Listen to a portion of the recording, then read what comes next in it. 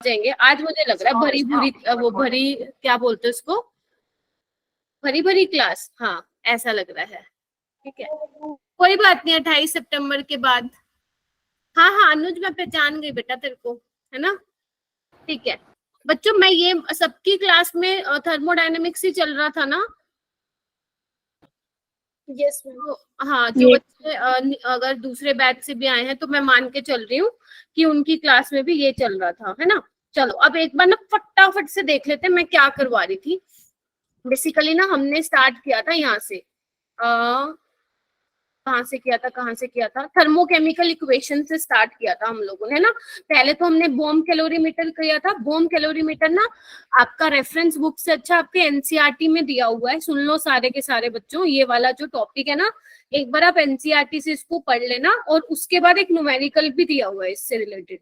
ठीक है, delta U निकाल इससे हम डेल्टा यू फाइंड आउट करते हैं ना, तो उसके बेसिस पे एक न्यूमेरिकल भी दिया हुआ है एनसीईआरटी में, तो वो आप जरूर करेंगे, वो काफी अच्छा इंपॉर्टेंट क्वेश्चन है। अगर आपके नीट में नहीं तो लेकिन उसमें आ सकता है आपके स्कूल वाले एग्जाम में, है ना।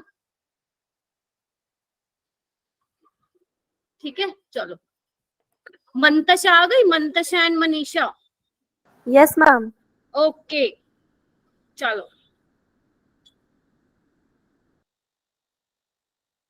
ठीक है, तो ये कर लेंगे। ओके, फिर उसके बाद हमने बेसिकली स्टार्ट किया था थर्मोकेमिकल इक्वेशन से, है ना। थर्मोकेमिकल इक्वेशन में हमने क्या क्या चीजें आप लोगों को, मैंने आपको क्या क्या बोला था, मैंने आपको बोला था कि आपकी केमिकल इक्वेशन, सुन लो बेटा जिन्होंने नहीं भी पढ़ा समझ में आ जाएगा, ये बहुत ईजी है।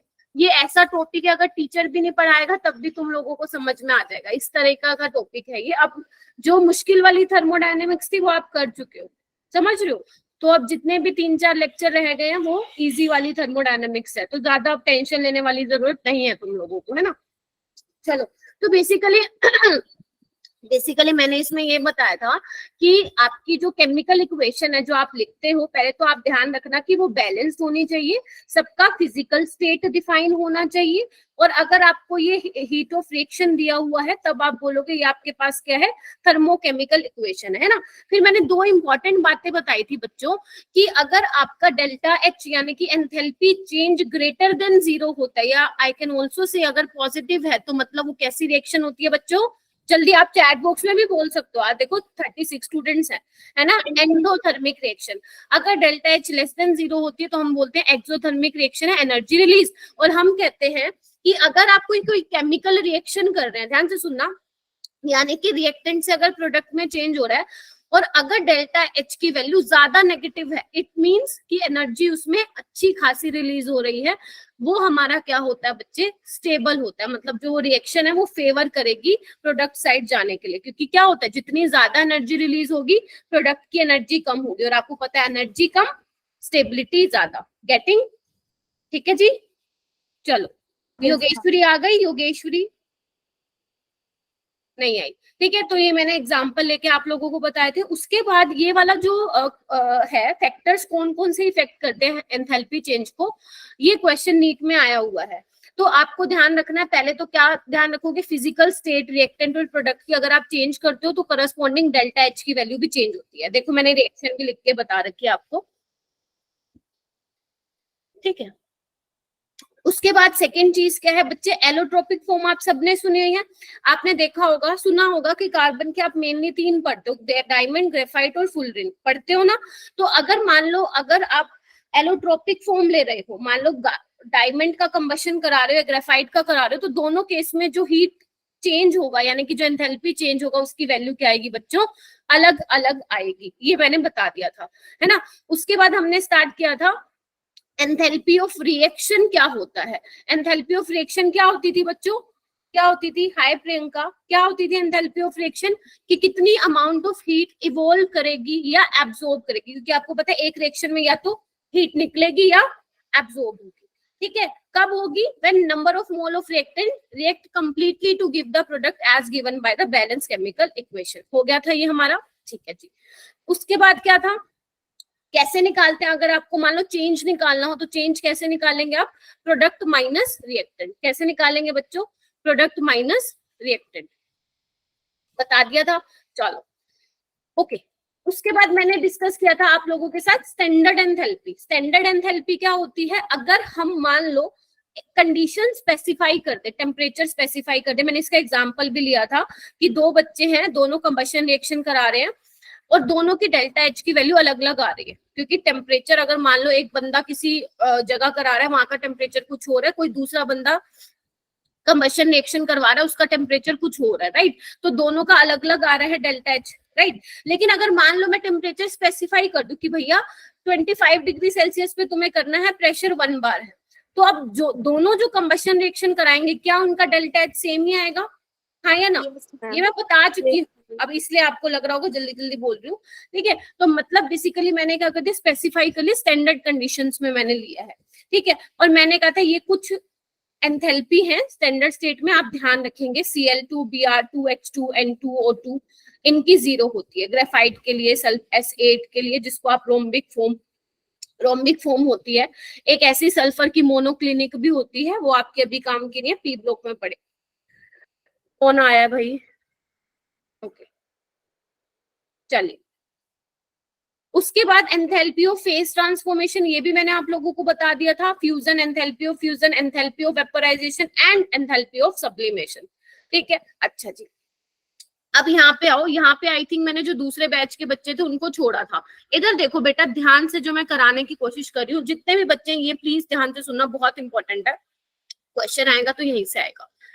ओके, एंथैल्पी ऑफ फॉर्मेशन, देखो डेफिनेशन ना खुद बनाओ इसकी।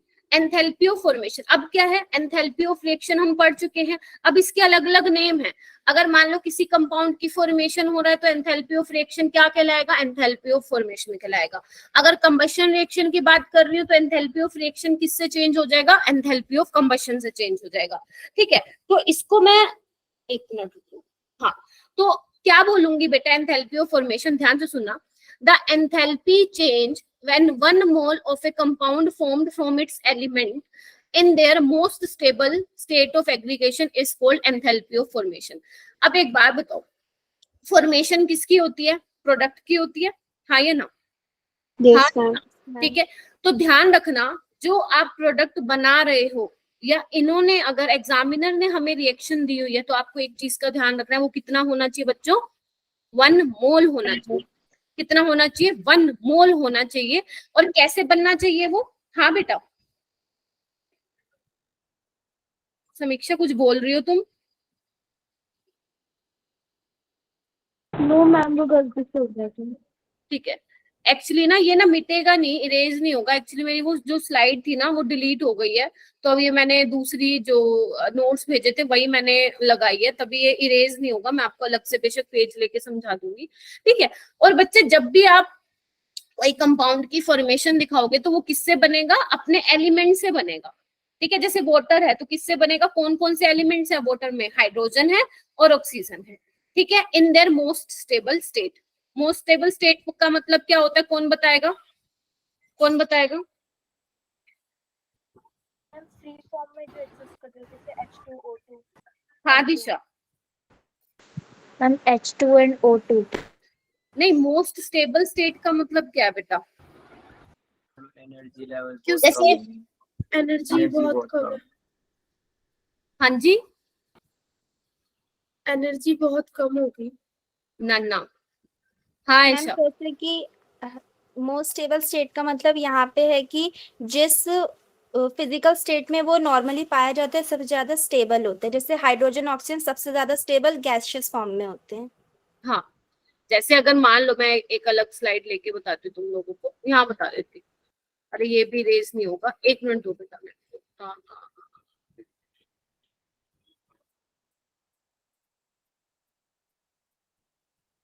ये देखो, जैसे अगर मान लो मैं पानी बना रही हूँ H2, ठीक है, तो ये किससे बनेगा? ये देखो एक बार, H2 प्लस O2, बोलो हाँ या ना, इससे ही बनेगा। क्योंकि हाइड्रोजन की मोस्ट स्टेबल स्टेट क्या है जिसमें वो पाया जाता है? आपको पता है, H2 की फॉर्म में, ऑक्सीजन O2 की फॉर्म में। लेकिन मैंने कहा है कि 1 मोल होना चाहिए, 1 मोल होना चाहिए। तो अगर अगर आप इसको बैलेंस कर, ध्यान से सुन लो, बहुत इंपॉर्टेंट चीज बता रही हूँ। अगर आप आपको मैंने पहले ही बोला था, जो भी ये वाले क्वेश्चंस आएंगे इसमें आपको ध्यान रखना है कि इक्वेशन शुड बी बैलेंस्ड, हाँ या ना। तो अगर आप इसको बैलेंस करने चलोगे तो आप लोग तो यहाँ पे 2 लगा दोगे आगे, हाँ या ना। अगर मैं आपको बोलती हूँ कि equation should be balanced, but मैंने आप लोगों को क्या बोला है कि जो आप कंपाउंड की फॉर्मेशन कर रहे हो वो कितना होना चाहिए, 1 मोल होना चाहिए। लेकिन फिर हम क्या करेंगे, 1/2 और 2 कर देते हैं, और क्या कर सकते हैं, हमारे पास कोई और ऑप्शन ही नहीं है, ठीक है। अब आप बोलोगे कि यहाँ पे डेल्टा एच आर जो हीट ऑफ रिएक्शन वो किसके बराबर है, हीट ऑफ फॉर्मेशन के, क्योंकि डेल्टा एच एफ ये एंथैल्पी ऑफ फॉर्मेशन की डेफिनेशन क्या पढ़ा के आई हूँ तुम लोगों को, मैं पढ़ा के आई हूँ ये वाली, कहाँ गई कहाँ गई कहाँ गई कहाँ गई, अरे ये देखो, enthalpy change when 1 mole of A compound is form. अभी क्लियर हो गया सबको, ठीक है जी। तो ये मैंने आप लोगों को बेसिकली बताया था उसमें, ठीक है। जैसे अगर मान लो एक और ले लेते हैं, जैसे ये देखो, अगर मान लो HCl है तो ये किससे बनेगा HCl बच्चों, H2 से बनेगा और Cl2 से बनेगा, हाँ ये ना, H2 से बनेगा और Cl2 से बनेगा। लेकिन हमें तो एक चाहिए ये, तो एक के लिए हम क्या करेंगे, हाफ हाफ करना पड़ेगा, ठीक है, हाफ हाफ करना पड़ेगा। तब आप जाके बोलोगे कि डेल्टा HF किसके बराबर है बच्चे, डेल्टा HR, क्योंकि 1 मोल के लिए होना चाहिए। लेकिन अगर मान लो मैं महान बनी और मैंने ये काम कर दिया, तो अब क्या आप बोलोगे कि डेल्टा HR डेल्टा HF के बराबर है बच्चों, नहीं बोलोगे, क्योंकि ये किसके लिए डिफाइंड है, ये 1 मोल के लिए डिफाइंड है बच्चों, ये 1 मोल के लिए डिफाइंड है। गेटिंग माय पॉइंट और note? Yes ma'am. Okay, delta HR निकालने का फॉर्मूला क्या है, HP माइनस HR, या मैं इसको अगर और अच्छे शब्दों में लिखूं तो delta H formation of product minus delta H formation of reactant, क्या निकाल लोगे?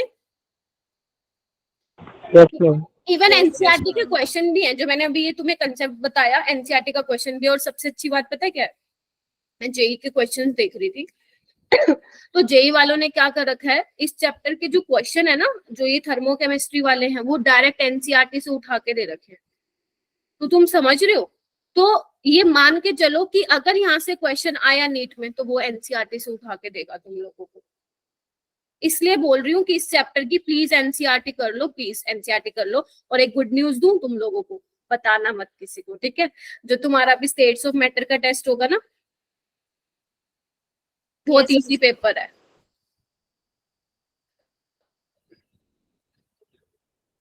ठीक है। मतलब अगर आपने देख लिया, हाँ जी, अगर तुम लोगों ने अच्छे से पढ़ाई कर रखी है तो 15 में से 15 क्वेश्चन कर दोगे, इतना विश्वास है मुझे तुम पर, ठीक है। और नहीं, अगर मान लो ये तो, अगर मान लो मैंने ज्यादा एक्सपेक्ट कर रही हूँ तो 15 में से 13-12 तो आराम से कर दोगे, 12 तो कर ही लेंगे, हाँ तो 12 कर लोगे, वो मुझे नहीं पता एनसीईआरटी से, अरे ये थोड़ी ना बताऊंगी। इस मामले में तो तुम्हारी खुशबू बहुत ही ज्यादा, वो बोलते हैं ना क्या बोलते हैं उसको, छुपी रुस्तम, मतलब नहीं बताऊंगी मैं।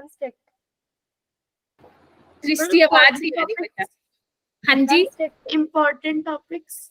हाँ बता दूंगी मैं कल परसों में, ठीक है। चलो आगे चले बच्चों, चलो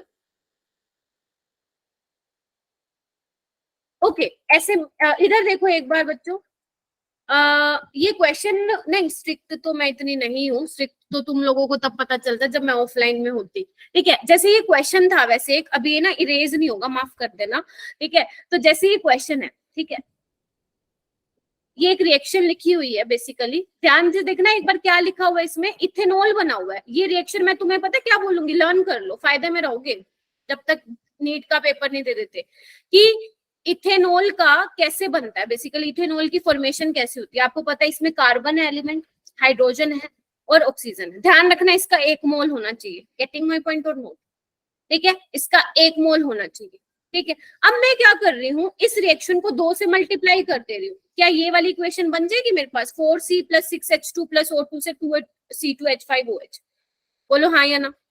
yes ma'am, yes ma'am, ma'am. ठीक है, अगर मैं बोलूं इसको इग्नोर करो अभी, है ना, इसको इग्नोर करो, ठीक है, क्योंकि ये इरेज नहीं होगा।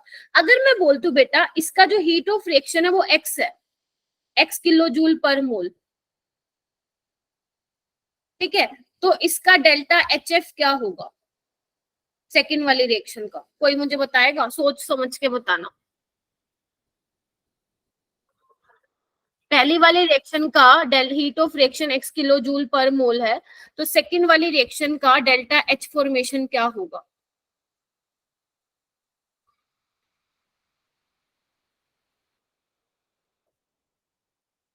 ओके, काफी स्टूडेंट ने हैंड रेस किया है।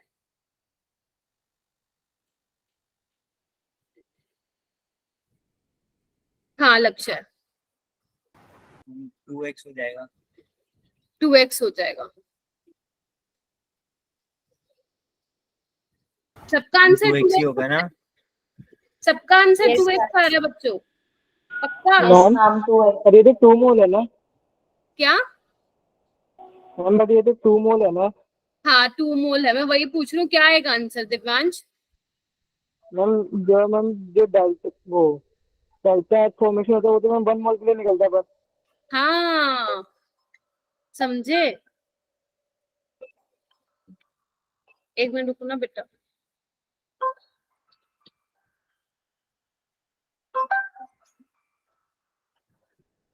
किसी की क्लास ज्वाइन नहीं हो रही है क्या? एक बार चेक करके बताना।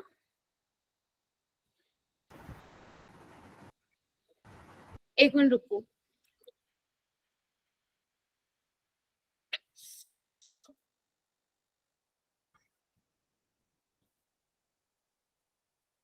हाँ, बल्कि आपको मुझे ये बोलना चाहिए था मैम, मैं यहाँ पे अब डेल्टा एच फॉर्मेशन ना दो, ये दो। किसने ये वाली दिव्यांश वाली बात पकड़ ली थी, जल्दी बताओ मेरे को। भैया डेल्टा एच फॉर्मेशन तो 1 मोल के लिए होता है ना, बताओ हाँ या ना? तो आप Yes, कैसे ma'am. बता रहे थे 2x? अब इसका आंसर बताओ, अब इसका आंसर आप बोल सकते हो 2x, हाँ या ना? क्योंकि 1 मोल के लिए हीट ऑफ रिएक्शन कितना था, x था, तो 2 मोल के लिए कितना होगा, 2x होगा। समझे कि नहीं समझे? ठीक है। Yes, ma'am. पहली वाली रिएक्शन में, इधर देखो, पहली वाली रिएक्शन में delta H R delta H F के बराबर होगा, बट दूसरी वाली रिएक्शन में delta H R delta H F के बराबर नहीं होगा। मैम हाँ, इसको 1 मोल करो, डेल्टा एच एफ निकल आएगा। हाँ जी बेटा। मैम उसमें अगर डेल्टा एच आर एक्स है तो इक्वल होगा ना उसके एच एफ के। हाँ, मैम वो भी तो एक्स ही हो जाएगा ना, तो बाद में उसको भी तो टू कौन एक्स सा कौन सा कौन सा? H F delta H F. वो इसमें ना, इसकी बात कर रही हूँ, इस वाली इक्वेशन की बात कर रही हूँ मैं।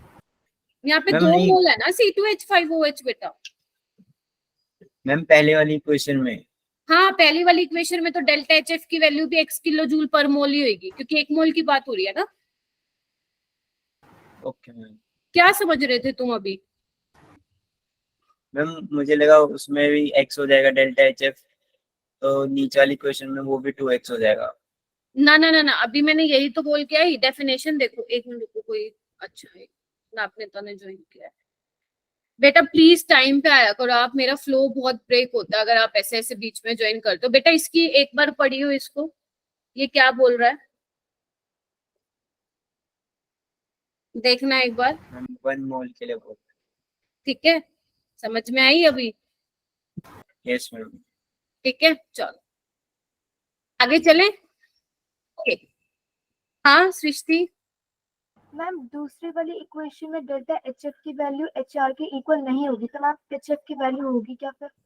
वो आपको डेटा दे रखा होगा, उसमें आप फिर वो वाला फॉर्मूला लगाओगे बच्चा, delta H R is equal to delta H product minus delta H reactant.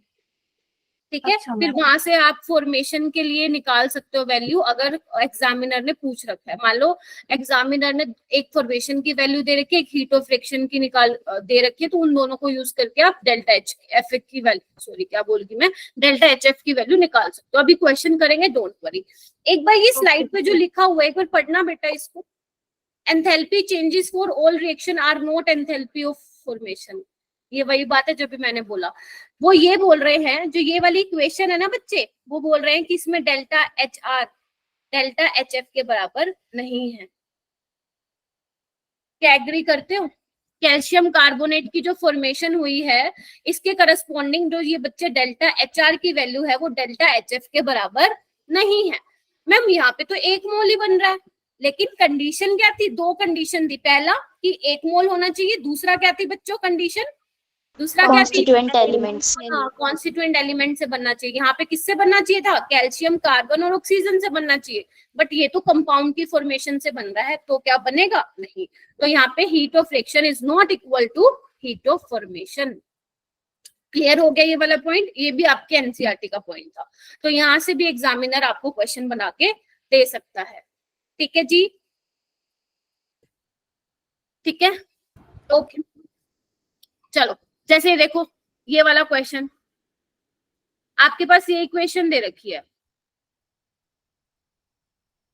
ना, H2 प्लस Br2 2HBr, इसका हीट ऑफ रिएक्शन दे रखा है। देखो आपसे क्या पूछा है? डेल्टा HF पूछ रखा है, तो आप निकाल सकते हो।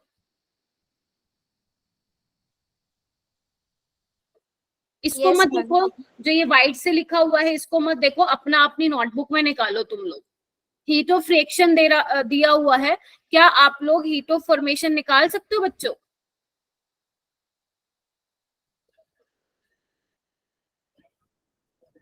बताओ बताओ बताओ। यस मैम, निकाल सकते हैं। कैसे निकाल? हाँ सुहानी, मैम आंसर आंसर तो लिखा हुआ है मैंने। ठीक है, तो क्या होता है बच्चे, हीट ऑफ रिएक्शन इधर देखो क्या होगा, 2 times of delta H formation of HBr, हाँ या ना, माइनस इनका मैं क्यों नहीं लिख रही हूँ, क्योंकि स्टैंडर्ड स्टेट में इनका 0 वैल्यू होती है। ठीक है, तो डेल्टा H फॉर्मेशन क्या हो जाएगी? डेल्टा रिएक्शन बाय 2, ये आपको दे ही रखा है, 2 से डिवाइड कर दो। समझ आई? तो जो वहां पे मैंने क्वेश्चन बोला था, जिसने भी 2x बोला था, वो गलत था। ठीक है, क्या होना चाहिए था इसका आंसर? अगर वो वैल्यूज दे देते हमें तो हम इजिली निकाल लेते। अभी समझ में आया? लेकिन कभी भी 2 मोल के लिए अगर मान लो 1 मोल नहीं है, तो वहां पे कभी भी नहीं बोलोगे कि heat of reaction heat of formation के बराबर है। ये बात मेरी ध्यान से सुनना, बस यहीं पे एग्जामिनर फंसा सकता है। वो आपको पहली ही ऑप्शन में क्या देगा? x किलो जूल पर मोल, और तुम लोग वही लगा के आओगे और लग जाएगा काटा। ठीक है जी, चलो ओके। उसके बाद है एंथैल्पी ऑफ कंबशन। अब कंबशन का मतलब क्या होगा बच्चे? कंबशन रिएक्शन होगी। कंबशन रिएक्शन में क्या होता है? जिसका कंबशन हो रहा है, O2 के साथ रिएक्ट करोगे और क्या मिलेगा आपको? CO2 मिलेगी। अगर कोई हाइड्रोकार्बन का कंबशन करा रहे हो तो CO2 और वाटर मिलेगी। ठीक है ना? तो एंथैल्पी ऑफ कंबशन की डेफिनेशन क्या हो जाएगी बच्चों? When 1 mole of a substance is completely burned in excess of oxygen और air is called enthalpy of combustion. ध्यान से देखिए, देखो क्लियर है? अब आपको यहाँ, अरे क्लियर है ना? कंबशन की डेफिनेशन तो बताइए, और क्या बता दिया? Yes, ma'am. अच्छा, तो जैसे हम फॉर्मेशन में देख रहे थे कि अपना 1 मोल कंपाउंड की फॉर्मेशन होनी चाहिए, वैसे कंबशन में क्या देखेंगे कि जिसका कंबशन हो रहा है वो कितना होना चाहिए बच्चों? जल्दी बोलो। 1 मोल होना चाहिए। तो आप बोलोगे कि जो डेल्टा एच आर है वो किसके बराबर है? डेल्टा एच सी के बराबर है, यानी कि हीट ऑफ कंबशन के बराबर है। क्लियर है? क्या सबको कंबशन रिएक्शन लिखने आती है? कोई ऐसा प्राणी है जिसको नहीं आती लिखने? मैंने आप लोगों को ये जनरल फॉर्मूला बताया था, मैंने कहा था काम आएगा तुम्हारा जब तक तुम नीट क्रैक नहीं कर लेते। जिसको नहीं पता प्लीज ये अपनी नोटबुक में लिख लो, है ना, काम आएगा हाइड्रोकार्बन के केस में। ठीक है, चलो ओके। उसके बाद एक पॉइंट है जो आपको नोट करना पड़ेगा, वो क्या है कि एंथैल्पी ऑफ कंबशन हमेशा क्या होती है बच्चों? नेगेटिव होती है। एंथैल्पी ऑफ कंबशन क्या होता है बच्चे? हमेशा नेगेटिव होता है। क्यों? क्योंकि उसमें हीट क्या होती है? रिलीज होती है, एक्सोथर्मिक रिएक्शन होती है। याद करो, बॉम्ब कैलोरीमीटर में जो हमने सब्सटेंस लिया था वो कैसा लिया था बच्चे? कंबस्टिबल सब्सटेंस लिया था। तो उसमें भी जो डेल्टा यू की वैल्यू आएगी वो क्या आएगी बच्चों? नेगेटिव आएगी। एनर्जी यहाँ पे क्या होगी? नेगेटिव होगी, क्योंकि एंथैल्पी भी तो एनर्जी है। आई होप कितना क्लियर हुआ होगा। ठीक है, उसके बाद ये छोटी छोटी डेफिनेशन है, ये खुद भी पढ़ सकते हो। एक बार मैं पढ़ के बता देती हूँ एंथैल्पी ऑफ सॉल्यूशन क्या है। यहाँ से इतने क्वेश्चन नहीं आते। मेन आपका एंथैल्पी ऑफ फॉर्मेशन और कंबशन है। ठीक है, अब लिखा हुआ तो बता देती हूँ मैं। एंथैल्पी ऑफ सॉल्यूशन क्या होता है बच्चे? When 1 mole of a solute is dissolved in a specified quantity of a solvent at a given temperature is called enthalpy of solution. मतलब अगर सोल्यूट को जब आप किसी स्पेसिफाइड सॉल्वेंट में मिलाओगे, मतलब अगर आपने सॉल्वेंट की अमाउंट स्पेसिफाई कर रखी है, तो मिलाने के बाद जो हीट चेंज होगा, या तो हीट निकलेगी या हीट एब्जॉर्ब होगा। जैसे कि याद करो, मैंने आप लोगों को एक क्वेश्चन दिया था ग्रुप में, अमोनियम क्लोराइड को पानी में मिला रहे हो, है ना, ये क्या है, सोल्यूट है, और ये क्या सॉल्वेंट है। तो इसमें क्या हो रही थी बच्चों, हीट एब्जॉर्ब हो रही थी, एंडोथर्मिक रिएक्शन थी। किसी ने घर पे करके देखा, ये नमक को पानी में डालोगे तो सराउंडिंग से वो हीट एब्जॉर्ब करेगा, थोड़ा थोड़ा जो ग्लास है वो आपको ठंडा लगेगा। हाँ बेटा, कोई कुछ कह रहा है? ठीक है, उसके बाद है एंथैल्पी ऑफ हाइड्रेशन। प्रियंका गलती से हो गया क्या? ठीक है, ओके। एंथैल्पी ऑफ हाइड्रेशन क्या होता है? Heat evolved or absorbed when 1 mole of when 1 mole of the anhydrous salt combined with the required number of mole to form the specified hydrated salt। एक बार देखना, ये डेफिनेशन क्लियर हुई? याद है मैंने आप लोगों को हाइड्रेशन एनर्जी कराया था केमिकल बॉन्डिंग में, याद करो। मैंने क्या बोला था, NaCl का एग्जांपल लिया था ना, मैंने कहा था इसको पानी के मॉलिक्यूल्स घेर लेंगे, है ना, पानी का डाइलेक्ट्रिक कांस्टेंट ज्यादा होता है, तो जब इंटरेक्शन होगा वाटर के मॉलिक्यूल से तो क्या होती है बच्चों, एनर्जी बाहर निकलती है, रिलीज होती है। तो इसलिए लिखा हुआ है hydration is generally exothermic change. Definition clear है ना? ओके। उसके बाद क्या है, एंथैल्पी ऑफ एटोमाइजेशन। एटोमाइजेशन देखो, मैंने इससे रिलेटेड भी आप लोगों को क्वेश्चन दिया था। Enthalpy change to convert one, ध्यान से सुनो क्या होता है एंथैल्पी ऑफ एटोमाइजेशन, फील लो। व्हेन 1 मोल ऑफ मॉलिक्यूल, अगर आप नोटिस कर रहे हो तो मैं हर जगह 1 मोल की बात कर रही हूँ। यस मैम, कर रही हूँ, तो इसमें भी मैं यहाँ पे क्या ले रही हूँ, 1 मोल मॉलिक्यूल की बात कर रही हूँ। To convert 1 mole of molecule into gaseous atom. अब मैं मॉलिक्यूल क्यों बोल रही हूँ, क्योंकि CH4 C2H6 H2 मेरे पास क्या है, मॉलिक्यूल है।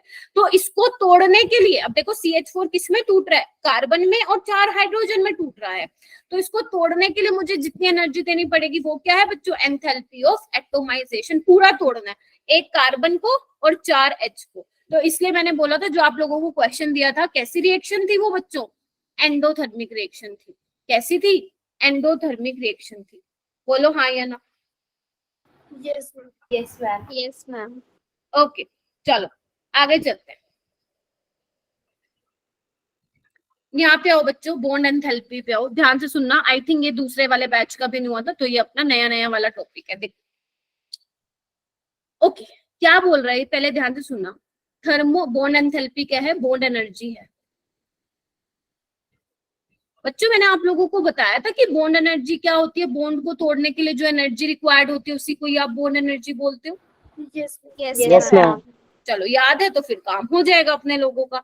देखो क्या बोल रहा है कि the thermochemical data is useful in determine the bond energies of different bonds. मतलब ये जो थर्मोकेमिस्ट्री में हम बॉन्ड एनर्जी भी निकाल सकते हैं, ठीक है, डिफरेंट बॉन्ड्स की।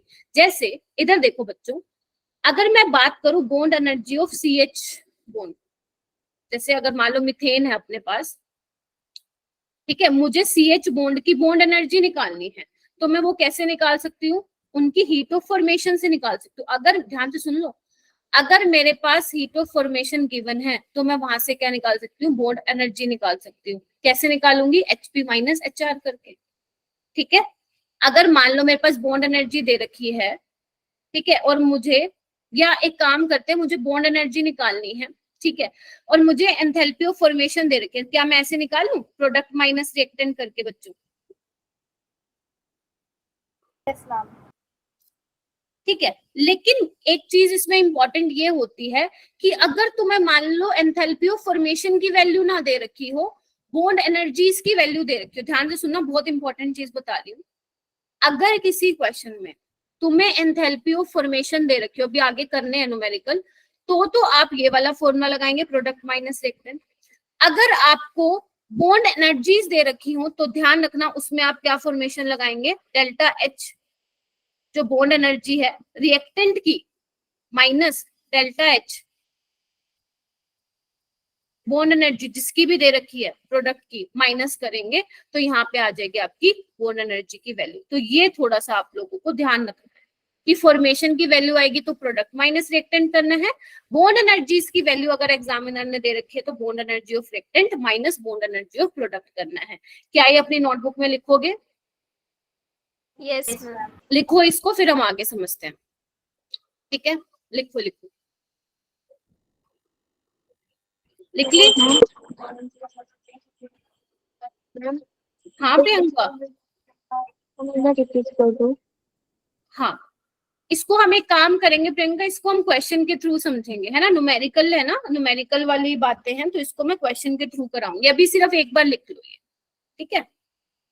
मैम फर्स्ट वाले में आपने डेल्टा एच पी लिखा या आर? नहीं नहीं नहीं, मतलब delta H reactant। P minus delta H, अच्छा सॉरी, रिएक्टेंट। ठीक है, अच्छा जी, एक बार यहाँ पे देखना, इधर आओ सारे के सारे। ये देखो, ये एक इक्वेशन लिखी हुई है जिसमें CH4 की फॉर्मेशन हो रही है और उसकी डेल्टा एच की वैल्यू दे रखी है। देख पा रहे हो आप? देख Yes, पा रहे हो? ma'am. Heat of Yes, formation of methane from carbon and hydrogen gases atom has found to be, इतनी फॉर्मेशन की वैल्यू दे रखी है। ठीक है, अच्छा ध्यान से सुनना, मीथेन में CH के कितने बॉन्ड है बच्चों? 4, 1 2 3 4। चारों को तोड़ने के लिए एक बात बताओ, ये मैंने शायद आप लोगों को पहले भी बताया था, रिएक्टेंट से जब प्रोडक्ट बनता है तो आपकी बॉन्ड की फॉर्मेशन होती है, हाँ या ना, और एनर्जी बाहर निकलती है।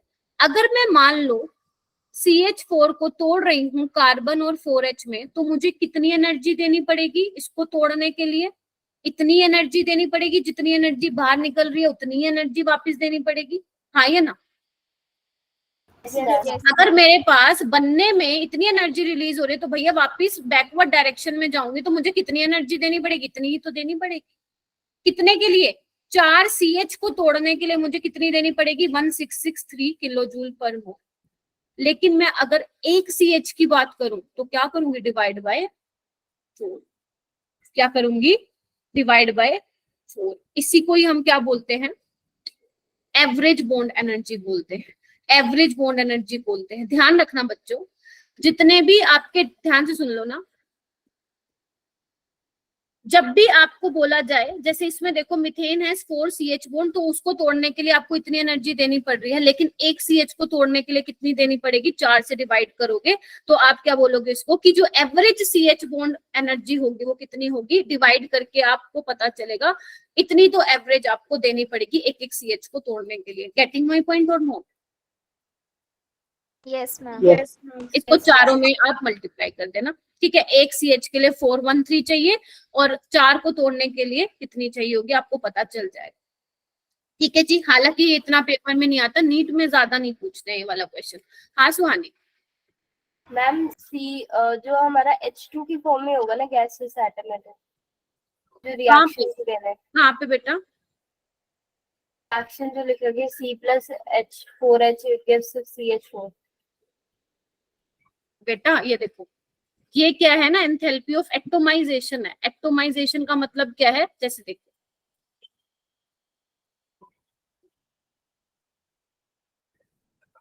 यहाँ पे क्या है, आपको एक एक चीज यहाँ पे इंक्लूड है, किससे बना है? कार्बन और 4H से बना है ना, तो ऐसे लिखनी पड़ेगी आपको रिएक्शन, क्योंकि जब आप तोड़ोगे तो वो किसमें टूटेगा? C+4H में टूटेगा।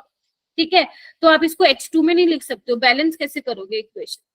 इसमें आप लोगों को ध्यान रखनी है एंथैल्पी ऑफ एटोमाइजेशन। देखो अभी मैंने ऐसे ही बताया, आई थिंक, ये देखो, देख पा रहे हो सारे? एंथैल्पी ऑफ एटोमाइजेशन क्या है कि ये किससे बना है, आपको उतने तोड़ने पड़ेंगे। जैसे CH4 में एक कार्बन से बना हुआ है और 4 क्या है? CH है, तो यानी कि एक कार्बन अलग होगा और 4 हाइड्रोजन अलग होंगे। तो जब दोबारा बनाओगे तो यही तो बनेगा ना, C+4H से CH4 बनेगा।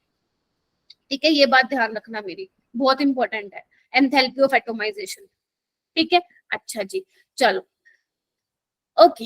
उसके बाद आता है efficiency of fuels and foods. ठीक है, अच्छा अभी तक बच्चों हमने जितनी भी एंथैल्पी ऑफ फॉर्मेशन करी, एंथैल्पी ऑफ कंबशन करी, एंथैल्पी ऑफ सॉल्यूशन करी, उसमें हमें क्या बात करी थी बच्चे? एक एक मोल की बात कर रही थी। लेकिन अब हम क्या कर रहे हैं, अब थोड़ा हम आगे चल रहे हैं, efficiency of fuels and foods की बात कर रहे हैं। तो बच्चे जब हम फ्यूल एंड, देखो आपको पता है जैसे आप कार वगैरह चलाते हो तो उसमें जो पेट्रोल डीजल वगैरह आप लोग डलवाते हो तो वो किसकी तरह यूज होते हैं, मतलब किसकी तरह आप बोलते हो कि वो हमारी मशीन के लिए एज अ फ्यूल यूज होते हैं, ठीक है। तो ऐसे ही हमारी बॉडी के लिए फ्यूल की तरह फ्यूल का काम कौन करता है, हमारा फूड, जो हम खाना खाते हैं जिससे हमें एनर्जी मिलती है, ठीक है। तो जब भी बात हम खाने की करेंगे, ठीक है, जब भी हम efficiency of fuels and foods की बात करेंगे तो हम उसमें 1 मोल की बात नहीं करेंगे, उसमें हम 1 ग्राम की बात करेंगे, क्योंकि बॉडी के लिए 1 मोल वैल्यू बहुत बड़ी हो जाएगी। इसलिए जब भी हम बात करते हैं फूड्स की, जैसे अगर मैं बात करूं ग्लूकोज की कंबशन हो रही है, ठीक है, तो वहां पे हम पर ग्राम में बात करते हैं, ठीक है। समझ में आ रही है मैं क्या बोल रही हूँ। जैसे आगे चलते हैं हम, इसमें देखो कैलोरीफिक वैल्यू, ध्यान से पढ़ो एक बार इसको, फिर मैं आगे चल के एक क्वेश्चन कराती हूँ सो दैट आप लोगों को थोड़ा सा क्लियर हो मैं क्या बोलना चाह रही हूँ। एक बार इसको पढ़ना, एक बार पढ़ना इसको, फिर मैं क्वेश्चन कराती हूँ इसको।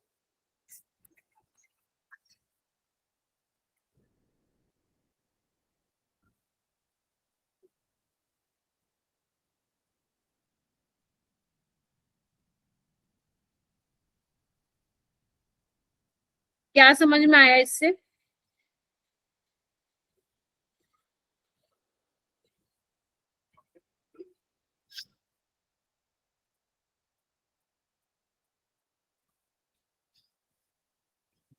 कैलोरीफिक वैल्यू क्या होती है बच्चे? Amount of energy release by 1 gram of fuel, ठीक है, इसी को ही हम क्या बोलते हैं, कैलोरीफिक वैल्यू बोलते हैं। देखना एक बार क्या लिखा हुआ है, it is defined as the amount of heat produce in calories और joules when 1 gram of a substance is completely burn. बस ये ध्यान रखना, कैलोरिक वैल्यू में हम 1 ग्राम की बात करते हैं। जैसे एक क्वेश्चन है बच्चों, ध्यान से सुनना, ध्यान से सुनना। एक आप करा रहे हो कंबशन का, CH4 का कंबशन, मीथेन का कंबशन, एक आप करा रहे हो ब्यूटेन का कंबशन।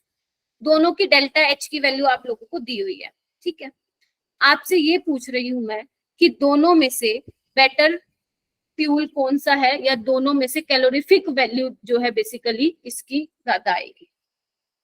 बेटर फ्यूल किसका होगा, बेसिकली कौन होगा बेटर फ्यूल?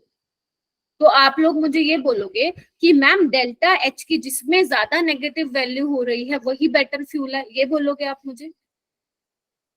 यस लेकिन हम क्या कर रहे हैं बात बच्चे, ये पर मोल की बात हो रही है, हमें किसमें निकालने कैलोरीफिक वैल्यू 1 ग्राम की है। तो इधर देखो, जब 1 मोल CH4 का कंबशन हो रहा है बच्चों, तो कितनी हीट निकल रही है, 900 किलो जूल माइनस 900। तो 1 ग्राम जब होगा, 1 ग्राम CH4 होगा तो कितने की निकलेगी, माइनस 900 बाय 1 इंटू 1। बोलो हाँ या ना, यस हाँ या ना। मैम। या इसको ऐसे करो, मैं मुंह पर मोल है, नीचे आप ग्राम कैसे ले रहे हो, इधर देखो बच्चों, 1 मोल किसके बराबर होता है, 16 ग्राम। तो यानी कि 16 ग्राम मीथेन का जब कंबशन हो रहा है तो माइनस 900 किलो जूल की एनर्जी निकल रही है। तो जब 1 ग्राम का होगा तो कितना निकलेगा, माइनस 900 बाय 16। ऐसे ही अगर मैं बात करूं C4H10 का, वो कितना होगा मास नंबर, देखना एक बार, 48 और 10 58। 58 ग्राम जब ब्यूटेन का कंबशन हो रहा है तो माइनस 3000 इतना एनर्जी निकल रही है। तो जब 1 ग्राम के लिए होगा तो कितनी निकलेगी, 3000 बाय 58। अब तुम बताओ कि कौन सी वैल्यू बड़ी होगी, ये वाली बड़ी होगी या नीचे वाली बड़ी होगी, बताओ। माइनस 900 बाय 16 वाली ज्यादा वैल्यू आएगी या 3000 बाय 58 वाली वैल्यू ज्यादा आएगी, बताइए। 900/16। 3000। तो यानी कि जो मीथेन है वो क्या है, आई समझ? जैसे देखो इन्होंने भी दे रखा है ये क्वेश्चन। तो यानी कि अगर तुम्हें कैलोरीफिक वैल्यू निकालने के लिए बोल दे तो तुम्हें कुछ नहीं करना, जो तुम्हें डेल्टा H की वैल्यू दे रखी है उसको किससे डिवाइड कर देना है, उसके मोलर मास से डिवाइड कर देना है, हाँ या ना। और अगर तुम मोलर मास से डिवाइड कर दोगे तो आप देख लेना, जिसकी कैलोरीफिक वैल्यू ज्यादा आएगी वो अच्छा फ्यूल होगा। बस इतना ही था, और कुछ भी नहीं था, मुश्किल था? No ma'am. नो चलो आगे चलते हैं, बढ़ते हैं आगे बच्चों। उसके बाद आता है तुम्हारा, अच्छा ये 2 बार आ गया क्या, एक सेकंड रुकना, ओके ठीक, ओके। तो बेसिकली आज जो हमारा लेक्चर स्टार्ट हो रहा है, वो जो बाकी बचा हुआ था, जो अभी मैंने करवाया है, वो बाकी स्टूडेंट्स का नहीं हुआ था, वो मैंने करवा दिया है ना। आज बेसिकली हमें पढ़ना है थर्मोकेमिस्ट्री का ही पार्ट है ये हेजला। अब ये मैम हेजला क्या होता है, इसकी थोड़ी सी फील दे दो तुम लोगों को। जैसे मान लो कोई रिएक्शन ऐसी है जो डायरेक्ट रिएक्टेंट से प्रोडक्ट बना रही है, या अगर सिंपल मान लो लेती हूँ, ए से बी चल रही है एक रिएक्शन, ठीक है, ए है उससे बी बना, तो उसके करस्पॉन्डिंग कुछ डेल्टा एच की वैल्यू होगी, सपोज किलोजूल एक्स किलोजूल पर मोल होगी, हाँ या ना, ठीक है, ऐसे मान के चल लेते हैं, ठीक है, एक मिनट देना, ठीक है। अच्छा, लेकिन पहला पाथ तो ये है कि आप डायरेक्ट ए से बी बना दो। दूसरा क्या तरीका है कि आप पहले ए से कुछ सी बना रहे हो, फिर सी से आप बी बना रहे हो। एक काम करो, इन दोनों इक्वेशन को ऐड करो, क्या यही वाली इक्वेशन आ जाएगी ए से बी, है या ना? ऐड करना आता है ना इक्वेशन को, सी से सी गया, ए से बी, है ना। अब ये मत बोलना मैम नहीं आता ऐड करने, ठीक है। तो यानी कि बच्चों ध्यान से सुन लो, हेजलो ये कहता है कि अगर आप कोई रिएक्शन डायरेक्ट कर रहे हो, कि मतलब ए लिया, ए से बी बना लिया, तो जो उसमें एंथैल्पी चेंज होगा वो अगर एक्स है, चाहे तो आप डायरेक्ट बनाओ, चाहे आप नंबर ऑफ स्टेप्स में वो रिएक्शन करो, तो डेल्टा एच जो रहेगा वो क्या रहेगा, सेम रहेगा। अगर मैं बोलूं इसके केस में डेल्टा H1 हीट रिलीज हो रही है और इसमें डेल्टा H2 हीट रिलीज हो रही है, तो delta H1 plus delta H2 delta H के बराबर आएगा। गेटिंग माय पॉइंट और नहीं? चाहे आप रिएक्शन एक से ज्यादा स्टेप में करवा रहे हो, चाहे आप डायरेक्ट करवा रहे हो, दोनों में जो हीट चेंज होगा वो क्या होगा, बराबर होगा। यही कहता है Hess law, delta H1 plus delta H2 delta H। Simple भाषा में मैंने आप लोगों को सिखा दिया, ठीक है। क्योंकि बच्चे अगर आप इस पाथ से जा रहे हो तब भी आपको ये मिल रहा है, अगर आप डायरेक्ट से जा रहे हो तब भी आपको ये मिल रहा है। क्या समझ में आया हेजलो क्या बोलता है, बस इतना समझो, ठीक है। अच्छा मैम इसमें क्वेश्चन कैसे आएंगे, क्वेश्चन अभी मैं आप लोगों को कराऊंगी। तो यानी कि मोटा मोटी बात मैंने तुम लोगों को ये बता दी कि delta H1 plus delta H2 delta H की कोई रिएक्शन डायरेक्ट हो रही है या एक से ज्यादा नंबर ऑफ स्टेप्स में हो रही है, जो हीट चेंज आएगा दोनों में वो क्या आएगा, बराबर है, ठीक है जी। चाहे तुम लंबे रास्ते से स्कूल जाओ, चाहे छोटे रास्ते से स्कूल जाओ, पहुंचना दोनों बंदों ने कहा है, स्कूल ही है, ठीक है। चलो ओके, अब मैं तुम्हें लेके जाती हूँ इसकी स्टेटमेंट पे। अब जो ये स्टेटमेंट है बच्चे, हेजला ऑफ कांस्टेंट हीट समेशन इसको बोलते हैं। क्या बोलते हैं बच्चों, हेजला ऑफ कांस्टेंट हीट समेशन बोलते हैं। तुम्हारी क्लास में, तुम्हारे स्कूल में दो नंबर का क्वेश्चन हर साल आता है, या तो वो स्टेटमेंट पूछेंगे या वो न्यूमेरिकल पूछेंगे। जनरली क्या है, इसकी स्टेटमेंट पूछते हैं, ठीक है। अच्छा एक बार यहाँ पे पढ़ो जो मैं पढ़ाना चाह रही हूँ आप लोगों को, द एंथैल्पी चेंज और हीट इवोल्व, और you can also say heat absorb, क्योंकि आपको पता है एक रिएक्शन में या तो हीट बाहर निकलेगी या हीट एब्जॉर्ब होगी। In a particular reaction is same whether a reaction take place in one step और in a number of step, हाँ या ना? Yes ma'am. बस आपको यही ध्यान रखनी है, यही स्टेटमेंट है, पेपर में आएगी तो आपको ये वाली लिख के आना है। नीचे क्या है, बस उसी का वर्जन दिया हुआ है और कुछ भी लिखा हुआ, ठीक है। अच्छा जैसे मैं एक एग्जांपल दे दूं, मजा आ जाएगा। चलो इस एग्जांपल को समझते हैं। जैसे मान लेते हैं हमें CO2 की फॉर्मेशन करानी है, तो कैसे करेंगे? पहला पाथ तो ये है कि आप कार्बन प्लस O2 से CO2 बना रहे हो, जिसके करस्पॉन्डिंग हीट ऑफ रिएक्शन -393.5 दे रखी है, ठीक है। एक तो ये कर सकते हो डायरेक्ट, या आप ऐसे कर सकते हो, उसको टुकड़ों में कर सकते हो। कैसे कि आप पहले कार्बन से पहले आप क्या बना रहे हो, CO बना रहे हो। कैसे बनेगा बच्चों, C प्लस हाफ O2, क्योंकि 1 मोल चाहिए हमें, ये बात मत भूल जाना, ठीक है। फिर CO प्लस हाफ 2 की रिएक्शन करा रहे हो CO, मतलब पहले में क्या किया आपने, 1 मोल ऑक्सीजन लिया, पार्ट 2 में क्या किया आपने, आधा आधा ऑक्सीजन करके CO2 बनाया, ठीक है। अगर आप बच्चे इन दोनों रिएक्शन को ऐड करोगे, क्या मेरी पहली वाली रिएक्शन ही नहीं आ जाएगी, C प्लस O2 से CO2 वाली? देखो एक बार, क्या अगर मैं इन दोनों रिएक्शन को ऐड, CO से तो CO कैंसिल हो जाएगा, मेरे पास ये बचेगा। और जब मैं इन दोनों को ऐड करूंगी, देखो बच्चे कितना आ रहा है, -283.0, कितना आ रहा है, 393.5। ये देखो सेम वैल्यू आ रही है। क्या यहाँ पे प्रूव हो गया आपका हेजलो? बताइए। Yes ma'am. बस यही, Yes, ma'am. अब यही था। ये देखो सेम यहाँ पे मैंने ऐसे कर रखा है कि या तो आप डायरेक्ट जाओ पाथ 1 या ऐसे टुकड़ों में जाओ, दोनों का जो हीट चेंज आएगा वो क्या आएगा बच्चों, सेम आएगा। ऐसे ही मैंने SO3 के लिए बना रखा है, या तो आप डायरेक्ट जाओ या छोटे छोटे टुकड़ों में जाओ, हीट चेंज जो आएगा वो सेम आएगा। ठीक है, अब क्वेश्चन करें, जल्दी बताओ, क्योंकि Yes. बिना क्वेश्चन के तो फिजिकल में मजा आता नहीं है। ठीक है, चलो ओके। अगर आपको इसकी क्वेश्चन की प्रैक्टिस करनी है हैस्लो की, तो प्रदीप की बुक उठाना, आज भर भर के क्वेश्चन मिलेंगे तुम्हें उसमें, भर भर के आराम से मजे से 1-2 घंटे बैठ के बिता के क्वेश्चन सोल्व करना है ना। अप्रोच मैं आप लोगों को बता रही हूँ कैसे सोल्व करना है। ठीक है, चलो ओके, ध्यान से सुनना मैं क्या बोल रही हूँ। जैसे मैं ट्रिक बताऊंगी ना वैसे ही आप लोगों को सोल्व करना है, नहीं तो बुरी तरह फंस जाओ। ठीक है, अच्छा ओके, देखो बच्चों क्या लिखा हुआ है, calculate the enthalpy of hydrogenation of ethylene. Ethylene पहले आप लोगों को पता होना चाहिए होता क्या है, C2H4। ठीक है, आपको इसकी एंथैल्पी निकालनी है। Calculate the enthalpy of hydrogenation of ethylene. Ethylene क्या है, सॉरी C2H6 होता है, C2H4 तो क्या, एक मिनट मैं गलत बोल रही हूँ क्या, हाँ दिस इज योर इथाइलिन। ठीक है, इसका हाइड्रोजनेशन कराना है। अब हाइड्रोजनेशन क्या होता है बच्चों, बेसिकली यहाँ पे हम H2 के साथ रिएक्शन करा के ये डबल बॉन्ड ब्रेक करके इसको सिंगल बॉन्ड में चेंज कर देते हैं, वो हम ऑर्गेनिक में पढ़ेंगे। ठीक है, तो बेसिकली आपको रिएक्शन उसने दी हुई है तो आपको ज्यादा टेंशन नहीं लेनी है ना। अब आपको क्या क्या गिवन है ये भी देख लो, क्या गिवन है आप लोगों को, ये देखो C2H4 का कंबशन किया हुआ है, देखो हमें 1 मोल ही चाहिए तभी इसने डेल्टा HC लिखा हुआ है, ध्यान रखना 1 मोल होना चाहिए, है ना।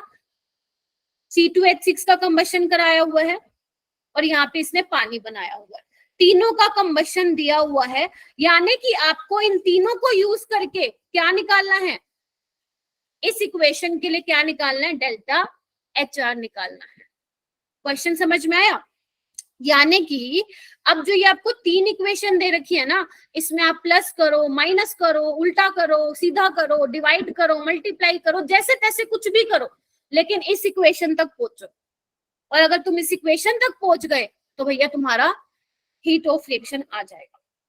ठीक है, करवाऊं इसको, इसको करने का तरीका बता देती हूँ तुम लोगों को, ध्यान से सुनना।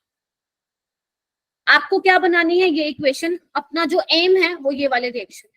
ठीक है, अब तीनों रिएक्शन को ध्यान से देखो। C2H4 आपको रिएक्टेंट की साइड चाहिए, मेरा रिएक्टेंट की साइड है, क्या आपको दिख रहा है यहाँ पे बच्चों, यानी कि इसको चेंज नहीं करना है, फर्स्ट वाले को चेंज आप लोगों को नहीं करना है, इसको एज इट इज रखना है।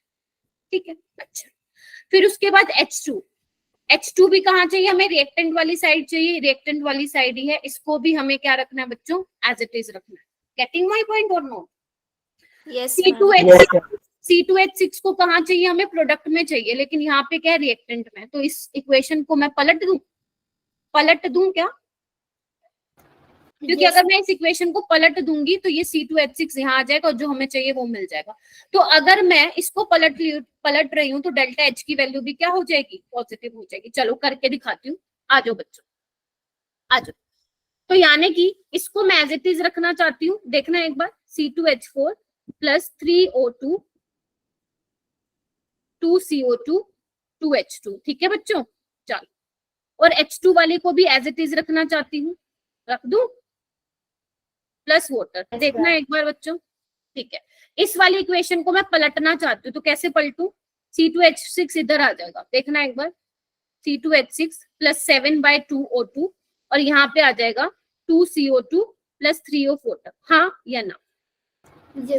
यानी कि मैंने क्या किया है, जो इक्वेशन नंबर फर्स्ट है, सेकंड है, थर्ड है, मैंने क्या किया, equation number first plus third minus ये किया है मैंने। Yes ma'am.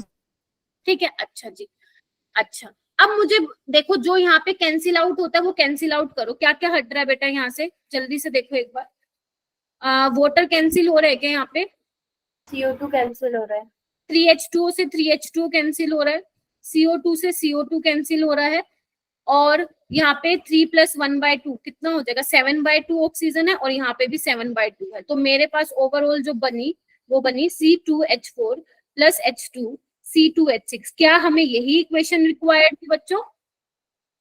Yes ma'am.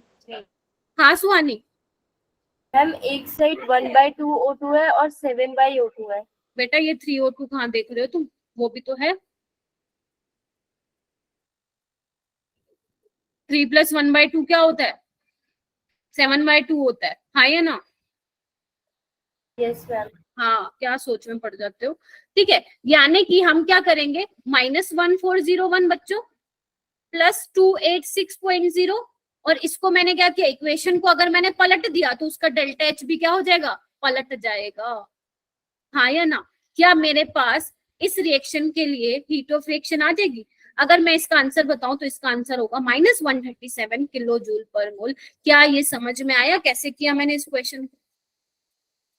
Yes ma'am. अभी Yes, आप ma'am. लोग ध्यान से सुनना, अभी आप लोग इन क्वेश्चंस को ऐसे ही करोगे, अगर पेपर में आएगा तो, अगर आपके स्कूल के एग्जाम में आएगा तो ऐसे इसको अच्छे से करना है।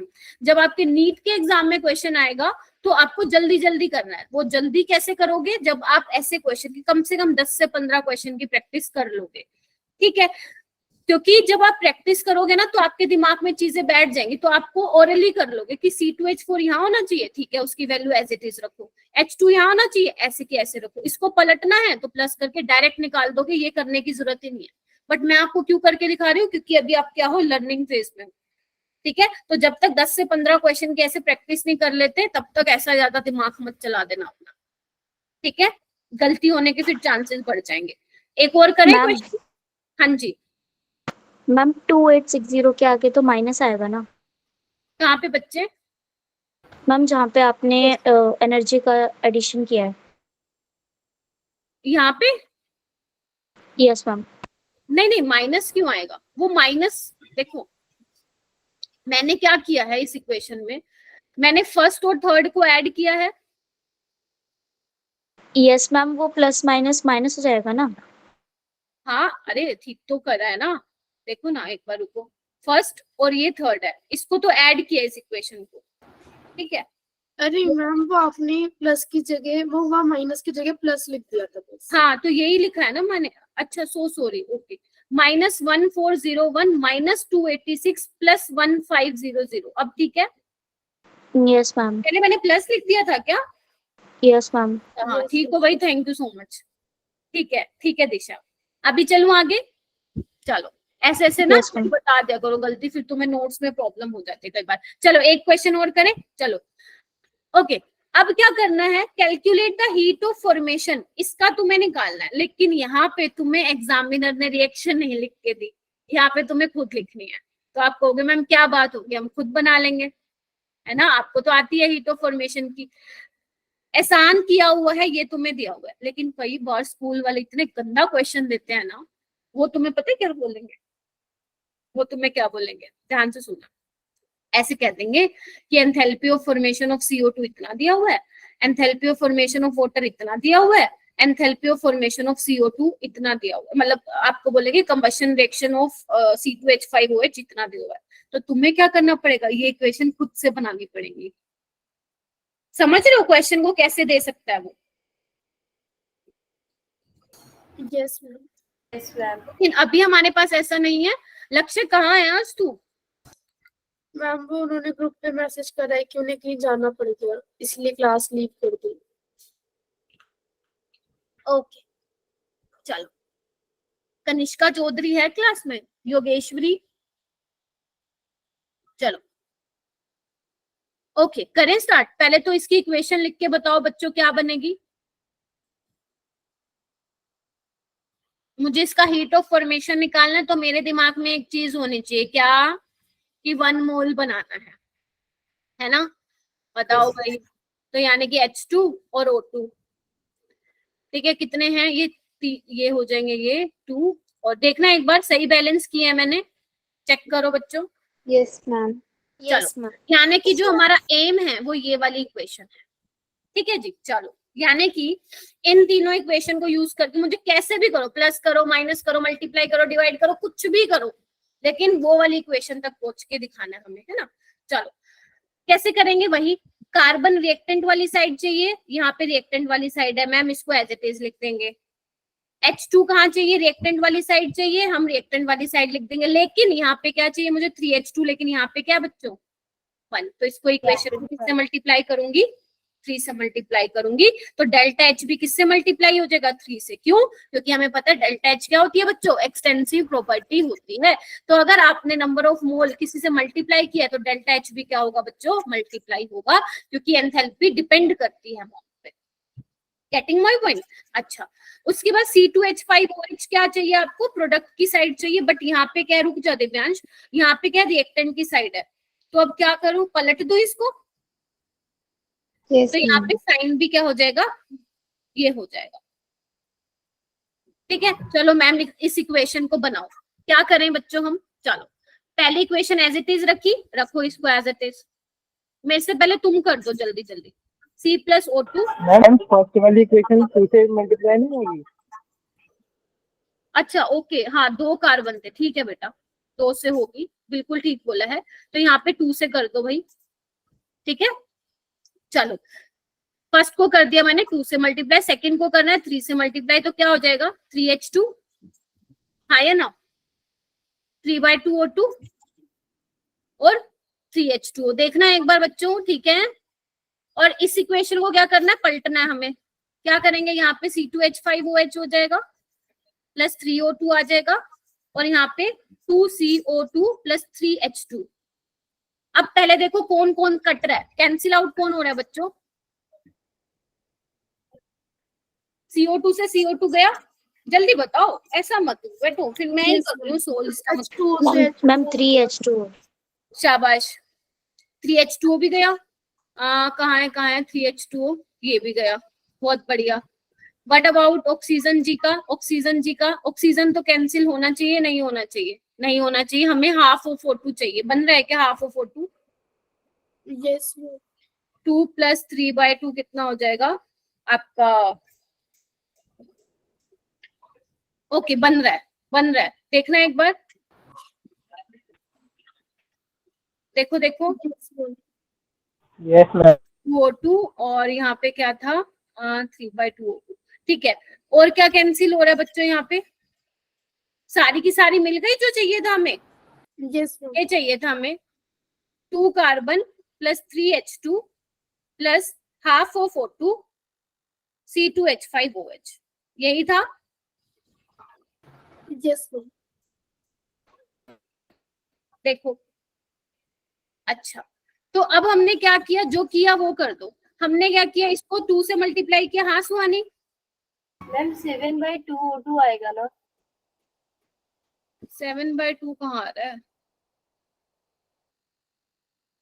हाफ ऑफ O2 आना चाहिए ना, नहीं आ रहा है क्या, हाफ ऑफ O2 आ तो रहा है, मैम आ रहा है। अरे भैया आ तो रहा है, हाफ ऑफ O2, यहाँ 3/2O2 है, एक मिनट, यहाँ पे 2 था, यहाँ पे 3 से मल्टीप्लाई किया, तो 2 + 3/2 7/2O2, ठीक है हो जाएगा, तो 7/2 माइनस 3 कितना हो जाएगा, 1/2 हो जाएगा, ठीक है चलो ओके। चलो यानी कि हमने क्या किया, इसको 2 से मल्टीप्लाई किया, ठीक है, उसके बाद +3, इसको अलग से लिख देती हूँ ताकि कंफ्यूजन ना हो, तो क्या किया मैंने, फर्स्ट इक्वेशन को 2 से मल्टीप्लाई किया, सेकंड वाले को 3 से किया बच्चों,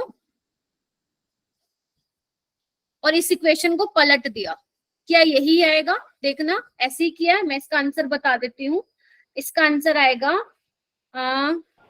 -279.4। 270 के आसपास आ रहा है, क्या यही आ रहा है तुम लोगों का भी, ये 279.4 आया है, जिसका आया हैंड रेस करो, शाबाश जल्दी करो, बस 3 बच्चों का आया है, 3 बच्चों को पढ़ा रही हूँ,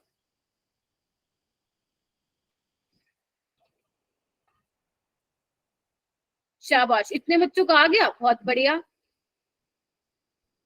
क्या राहुल आ गया बेटा तेरा, जानवी, समीक्षा, कोमल, मनीषा, ओके ठीक है। अच्छा अब एक चीज तुम लोगों को ये सोचनी पड़ेगी, अगर मैम गलती से ये क्वेश्चन नीट में आ गया तो हम क्या करेंगे? तो हम क्या इतना बड़ा बड़ा करके आएंगे क्या?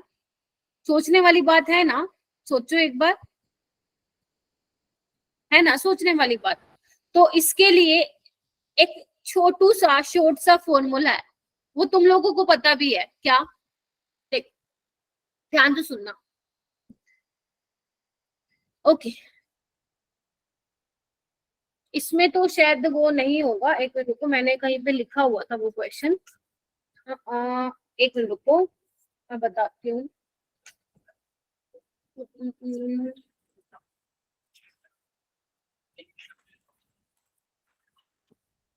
एक मिनट रुको बच्चे, मैंने कहीं पे लिखा था वो क्वेश्चन। हाँ, मैं लिख दे रही हूँ यहाँ पे लिख दे रही हूँ, ठीक है?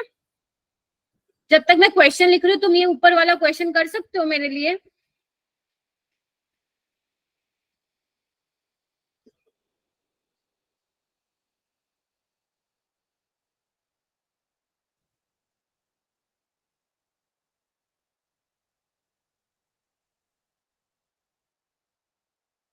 कोई नहीं बोल रहा कर सकते हैं नहीं।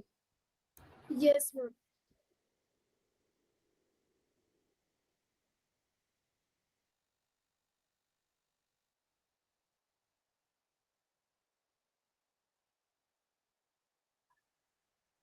अभी एक ना शानदार चीज बताने वाली हूँ कि तुम्हारा नीट में 1 मिनट में ये क्वेश्चन कैसे सोल्व होगा। पेपर में अगर मान लो 3 नंबर का क्वेश्चन आया तो तुम पूरा बड़ा बड़ा करके आओगे, जैसे मैंने तुम्हें बताया इक्वेशन वगैरह लिख के, है ना, प्रॉपर तरीके से उनको बताओगे कि किसको मल्टीप्लाई किया, फिर निकाल के आओगे। बट अगर नीट में आ गया और टाइम तो हमारे पास कम होता है, तो उस केस में क्या करेंगे? हाँ दिव्यांश? मैम आंसर के लिए आता है। अच्छा चलो आंसर मेरे को बता देना, पहले एक बार नीचे वाला क्वेश्चन देखो। आपका जो टारगेट इक्वेशन है वो ये वाली है, इसके लिए आपको हीट ऑफ रिएक्शन निकालना है।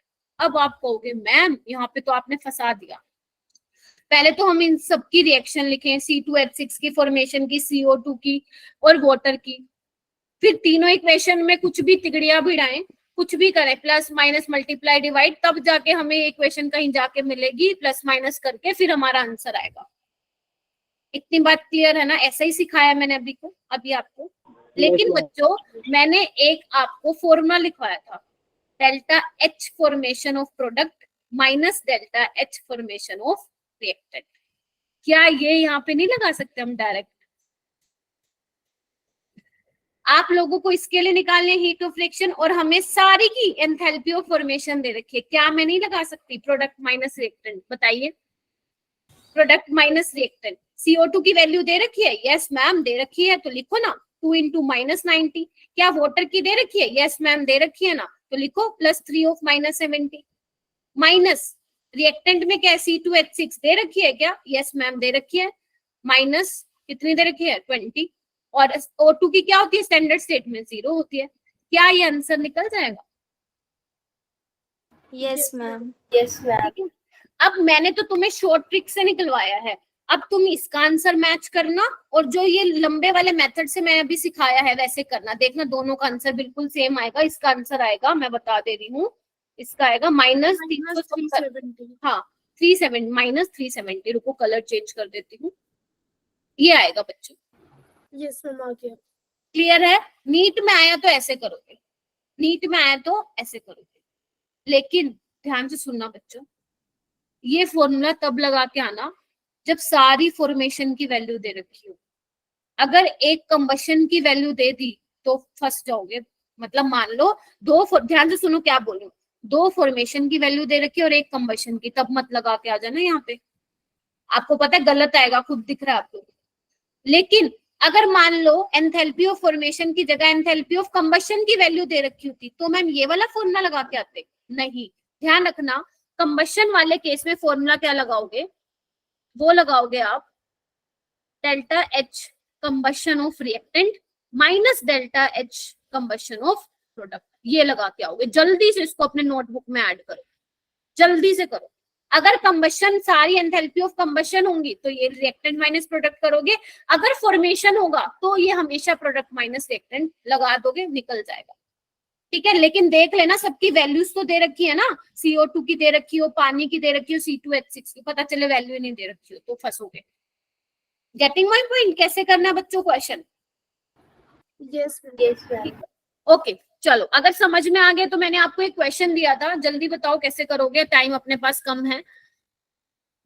आपके पास दो रिएक्शन दे रखी है, आपको heat of formation of SO2 यानी कि इसकी निकालनी है डेल्टा HF की वैल्यू, तो कैसे निकालेंगे? क्या आएगा आंसर बच्चों? मैम डी ऑप्शन आ रहा है आंसर, मैम पहले ये बताओ। हाँ बाकी बताओ जिनके आ रहे हैं आंसर। मैम इसमें मैंने सेकेंड इक्वेशन में से फर्स्ट को सब्ट्रैक्ट कर दिया था।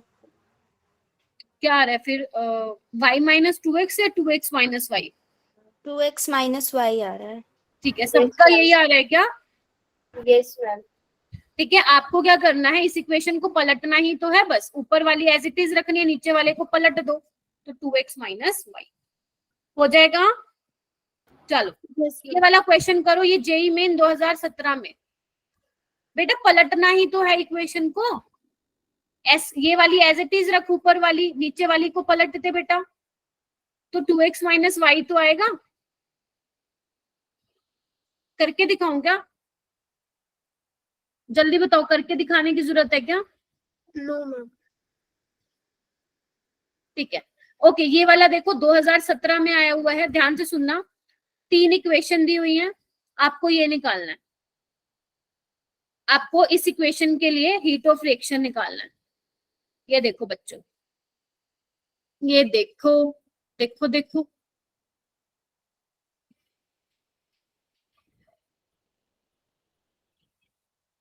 कैसे करोगे?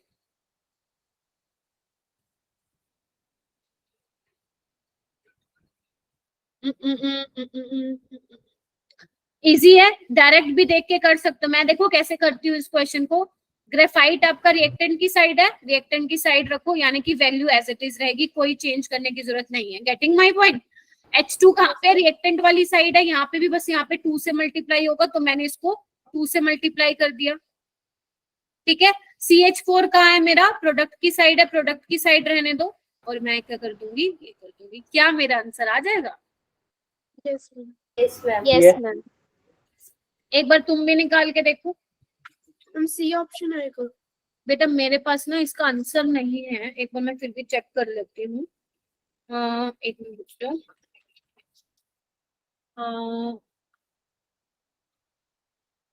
-393.52 इसका आंसर नहीं है मेरे पास। मैं मान के चल रही हूँ कि इसका C आ रहा है, अगर आप लोग बोल रहे हो तो। ठीक है, एक बार आप निकाल के देख लेना। ठीक है,